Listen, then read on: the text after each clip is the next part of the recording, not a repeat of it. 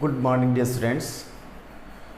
Today we are starting our first lesson or first class for the class 11th standard.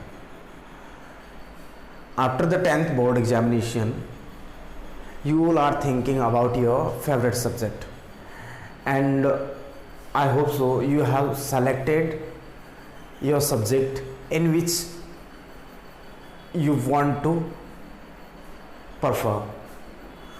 Now, in this situation or at this point, your responsibilities are you have to laborious about your subject. You have to practice continuously on your subject. Being a science student, it is your first priority that you have to utilize your time as per schedule. Clear? All the streams are useful: arts, commerce, science, in the science, biology or mathematics. Some of the students, they want to prefer the arts, and some of commerce, some of mathematics, some of biology, but it's completely depends on you in which subject you can make practice and which is your favorite, and in which subject you are trying to increase your interest. So build up your interest in which subject which you want to study in this class. Now, as a mathematics teacher, I want to suggest you that you will continuously focus on the subject, if it is chemistry, physics, mathematics, etc., Hindi or English also, and then achieve your target or your goal. With the regular practice, you can become perfect as per your subject. So in this stream or this subject, total 16 chapters are there according to our NCERT syllabus, and each and every topic are very interesting. Some topics are puzzled, some are easy, and some topics are like you have studied in the 10th standard.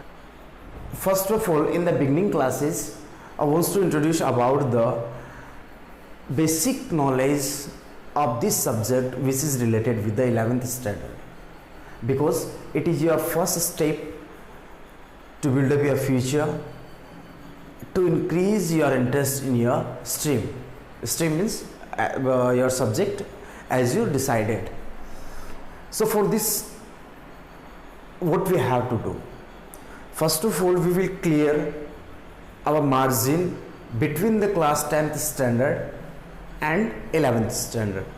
हम वो margin clear करने की कोशिश करेंगे जो 10th standard और 11th standard के बीच का है. Means we are terminating the gap of 10th standard and 11th standard. After the completing of this task, we will continue each and every chapter one by one, step by step, according to the syllabus.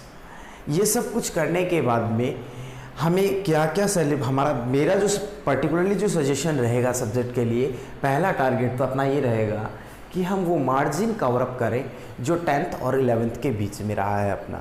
It means कि 10th up to the 10th standard we are just focusing on the subject only for the marks purpose only, that I wants to increase my percentage.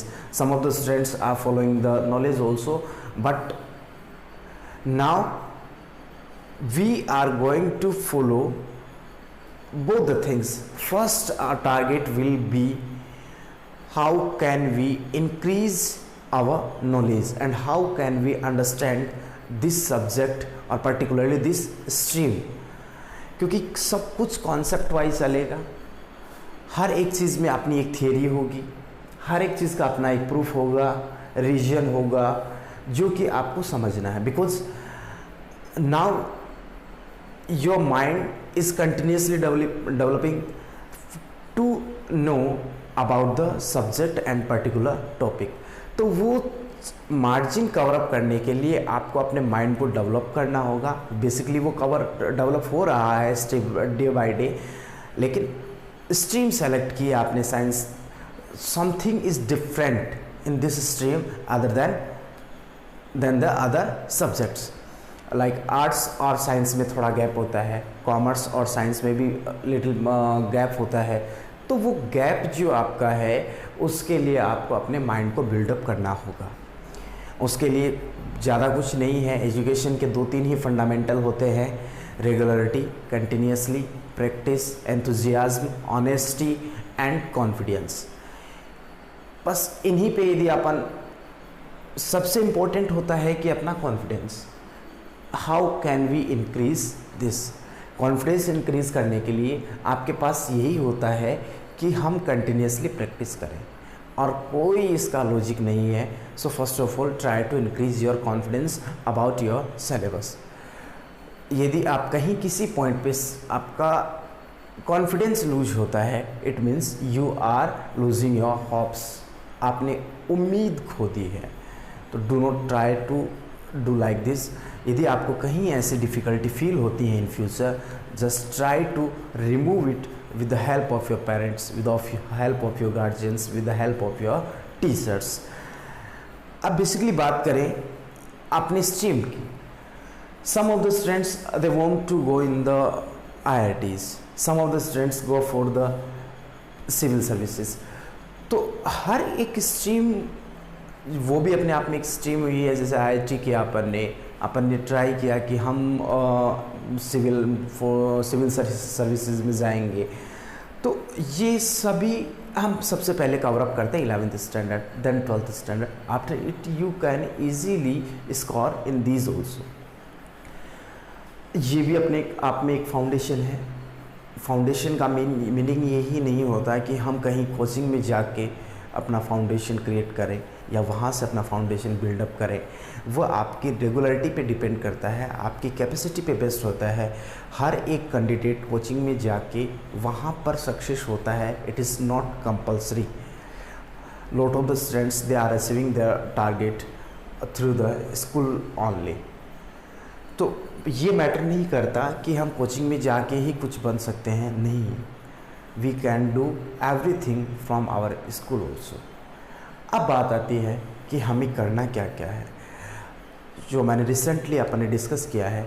Basically 10th standard तक की बात यदि अपन करना चाहें, 10th standard की बात यदि अपन करना, 10th स्टैंडर्ड में हमें क्या मिलता है, all the subjects are together, total 6 subject are there, but now 1 subject you selected, mathematics और biology, but and you selected this subject on your interest. इसका मतलब कि डेफिनेटली आपका इंटरेस्ट भी है। 10th में क्या होता है कि हमें SST समझ नहीं आई, हमें साइंस समझ नहीं आई, हमें मैथमेटिक्स समझ नहीं आया, हमें संस्कृत समझ नहीं आई, हमें इंग्लिश हिंदी समझ नहीं आया। लेकिन यहाँ पे ऐसा कुछ नहीं होगा, आपने एक ऐसा सब्जेक्ट सेलेक्ट किया है which is based on your interest. अब इंटरेस्ट से अपन कोई काम कर रहे हैं तो definitely we can achieve our target easily, क्योंकि अपना इंटरेस्ट है वहाँ पे।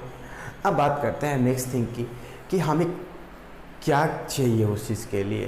तो सबसे पहला ये होता है कि हम जो भी हमें प्रोवाइड करवाया गया, देखो 2 चीज़ें आपने पैरेलली चलेंगी, एक तो आपका लर्निंग और दूसरा रिवीजन। लर्निंग का मीनिंग ये हुआ कि आपको जो मैटर दिया गया immediately try to simplify, try to solve, try to complete your homework and try to complete your assignment, etc., etc. And then after a particular short time you have to revise the past syllabus again and again, otherwise everything will be missing from your mind, और वो आपका एक weak point बन जाएगा वहाँ पे। Science एक ऐसा सब्जेक्ट है जिसमें एंटर करना बहुत इजी होता है, क्योंकि किसी भी स्ट्रीम को सेलेक्ट करने के लिए कोई दूसरा बाउंड नहीं कर सकता आपको कि you can not select this one and you have to go in this one, because it's your according to your mind you selected this one subject. But now make continuously and give a particular space in your mind for this subject. यदि आप ऐसा नहीं कर पाएंगे तो आप subject के साथ नहीं चलेंगे, आप सब्जेक्ट को कंट्रोल नहीं कर पाएंगे, सब्जेक्ट आपको कंट्रोल करेगा फिर। ठीक है, किसी पॉइंट पे जाके कभी भी आप ये ट्राई नहीं कर सकते कि मैं पीछे का स्किप करके आज का शुरू कर दूँ, शायद मैं कुछ कर सकता हूँ। No way, you have to do everything from your beginning. आप कुछ भी स्किप नहीं कर सकते, कुछ भी छोड़ नहीं सकते, किसी के साथ कॉम्प्रोमाइज़, किसी भी पॉइंट के साथ कॉम्प्रोमाइज़ नहीं कर सकते। काफ़ी सारी बातें आती हैं सब्जेक्ट के साथ में, but you have to faith on your self, you have to faith on your teachers.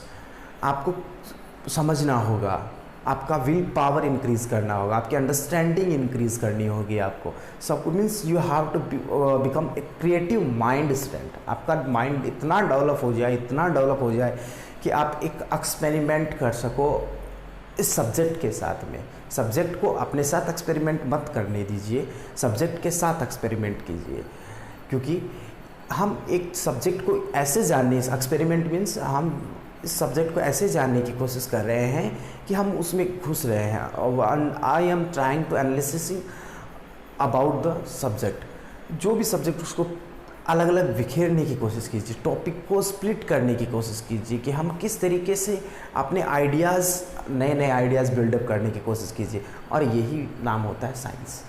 Science एक एक्सपेरिमेंट है और इस एक्सपेरिमेंट में हम उसके एक्सपेरिमेंट करने वाले कैंडिडेट और हम ही उसके, यूँ मान लो कहने को हम साइंटिस्ट हो गए उसके। तो कोशिश कीजिए सब्जेक्ट के साथ में जुड़ने की। Try to add this subject with your routine life. आप इंटरेस्ट के साथ पढ़िए, और जो वर्क इंटरेस्ट के साथ किया जाता है वो उतना ही इंटरेस्टिंग होता है जितना कि हम अपन किसी और अपनी हॉबीज़ को इंटरेस्ट बनाते हैं। जैसे अपनी हॉबीज़ अपने इंटरेस्ट पे बिल्डअप की जाती है, अपने इंटरेस्ट के अकॉर्डिंग चलती है, वैसे ही सब्जेक्ट भी आपकी एक हॉबी बन जाएगा और आप इसके बिना शायद रह नहीं पाएंगे। मीन्स कहने का मीनिंग ये हुआ कि आपको इसके लिए कुछ कंटिन्यूसली लेबर करनी होगी। तो अब अपन सब्जेक्ट की बात करें, मैथमेटिक्स की, पर्टिकुलरली मैथमेटिक्स की बात करूँ, in the 11th standard total 16 chapter are there. काफ़ी चैप्टर आप डिस्कस कर चुके हैं, उनके बेसिक इंट्रोडक्शन के बारे में आप जान चुके हैं। But now it is not 10th standard, it is complete 11th standard and completely different from 10th standard. A broad syllabus is there. कहने को ही चैप्टर 16 है, लेकिन जो मीनिंग है इन चैप्टर्स का और जो इनका मैटर कंटेंट है वो कम्प्लीटली डिफरेंट होगा 10th स्टैंडर्ड से। मीन्स अब बात आती है इनके बीच का 10th स्टैंडर्ड और 11th स्टैंडर्ड। ये बीच में जो गैप बचता है, पहले आपको उसको यहाँ से रिमूव करना होगा, और वो रिमूव होगा आपके बेसिक नॉलेज से। बेसिक नॉलेज मीन्स जो आपको इन अभी की in these classes the teacher is trying to give the knowledge for the particular subject or particular topic, or the introduction videos or classes will help to remove this one gap. अब gap हमने remove किया, try किया हमने, and then you have to come, you will try to come in the subject, and I am 100% confident about this that you can change your mind according to this stream. Science stream के according आप अपने mind को change शायद कर पाएंगे। Clear?